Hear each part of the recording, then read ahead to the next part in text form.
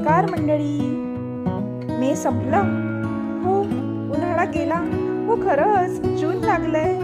झालं बा, एकदाच 47 डिग्री सेल्सिअस तापमानातून मुक्तता झाली.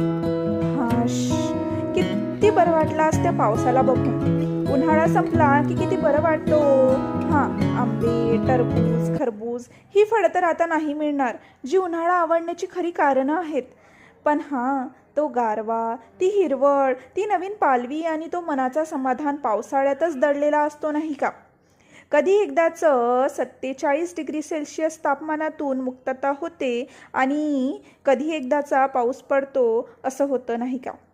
मातीच्या सुगंधातून पूर्ण वातावरण गंधाळून सुटण्याचा जो आनंद आहे, तो आनंद कुठे मिळणार? पावसाळ्यातच नाही का? खरंच ऋतुचक्र हे किती महत्त्वाचं ना. वातावरणातील बदल हीच तर खरी परिवर्तनाची प्रतीकं आहेत. पावसात ओले चिंब होण्याचा, ओल्या रस्त्यांवरून गाडीने फिरण्याचा, नवीन पालवी फुटण्याचा किती बरा आनंद होतो मनाला. अगदी मन तृप्तच होऊन जातं. आता तर मृग नक्षत्राने पदार्पण केले आहे. काय बरे हे मृग नक्षत्र, जाणून घ्यायचे का? तर पुढील व्हिडिओ नक्की बघा. धन्यवाद.